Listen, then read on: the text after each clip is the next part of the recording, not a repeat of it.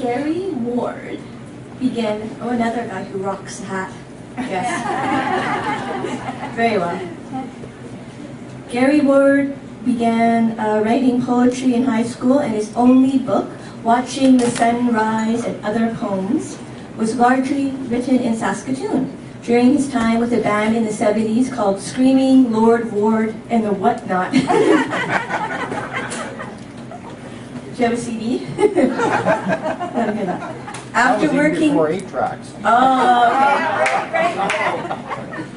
After working in the forestry industry and real estate industry for many years, he has recently returned to writing and playing jazz under the cover of darkness. And I think his wife is going to be coming up next, so yeah.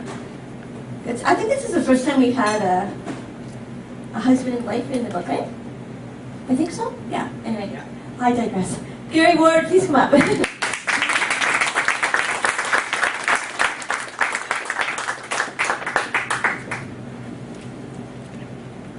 Yes, very. Just a little. Yeah, just a little. It's a real honor to be in the book. As you can tell, it's been a while since I published. Actually, we're doing the math, I think it's about 45 years.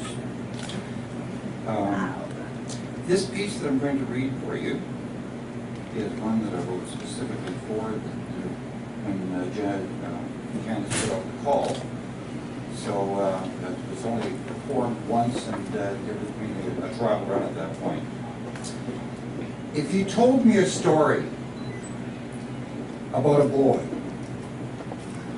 big for his age, waking up before the sun to be told a heart attack in the night had ripped father from him, crying as though the sun would never rise again, trying to fill the hole with tears, only to find there would never be enough. God himself impotent. I would say, oh, very sad.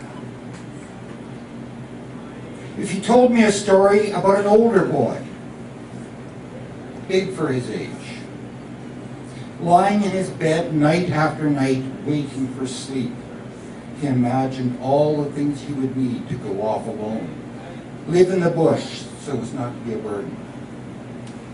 Winchester 30-30, light and reliable. A 2-man tent, big enough but not too heavy. A knife with a good sturdy blade and handle. Some matches, salt, flour, seeds and bullets should be enough to get through the winter. I would say, oh, very pathetic. If you told me a story about a young man, old for his age, taking as his duty the weight of command, to defy gravity, to defy God, covering his fearful scars with a flimsy suit of audacity and buttons of whiskey, building towers of expectations to tip in disappointment, stepping over line after line toward complete despair, I would say, how very ridiculous. If you told me a story about an old man, worn for his age, writing a poem of gratitude for father, that hole finally filled with fatherhood scars and love of sons, a poem of rebuilding from rubble, nothing wasted or regretted, I would say, I don't believe you.